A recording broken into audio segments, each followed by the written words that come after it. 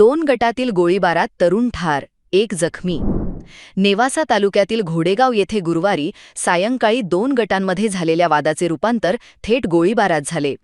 सायंकाळी सुमारे 6:30च्या सुमारास घोडेश्वरी रुग्णालय परिसरात ही धक्कादायक घटना घडली. या गोळीबारात नितीन शिरसाठ वय 33 यांच्या छातीवर गोळ्या लागल्याने त्यांचा मृत्यू झाला. त्याच घटनेत सूरज फुलमाळी हा तरुण गंभीर जखमी झाला असून त्याच्यावर पुण्यात उपचार सुरू असल्याची माहिती मिळाली आहे. घटनेची खबर मिळताच सोनई व शिंगणापूर येथील पोलीस पथकांनी तातडीने घटनास्थळी धाव घेतली. जखमींना सुरुवातीला अहिल्यानगरमधील खाजगी रुग्णालयात हलवण्यात आले. मात्र रुग्णालय परिसरातही दोन्ही गटांमध्ये तणाव निर्माण होऊन किरकोळ हाणामारी झाल्याचे समजते. त्यानंतर जखमी सूरज फुलमाळी याला पुढील उपचारासाठी पुण्याला हलवण्यात आले. शेवगावचे उपविभागीय पोलीस अधिकारी नीरज राजगुरू यांनी घटनास्थळी भेट देऊन परिस्थितीचा आढावा घेतला.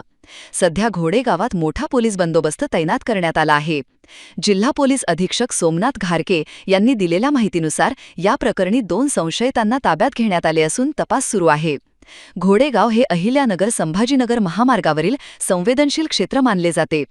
अचानक झालेल्या गोळीबारामुळे व्यापारी आणि ग्रामस्थांमध्ये भीतीचे वातावरण पसरले. दरम्यान सोनई पोलीस ठाणे हद्दीत 2 दिवसात गोळीबाराची ही दुसरी घटना असल्याने नागरिकांमध्ये चिंता व्यक्त केली जात आहे.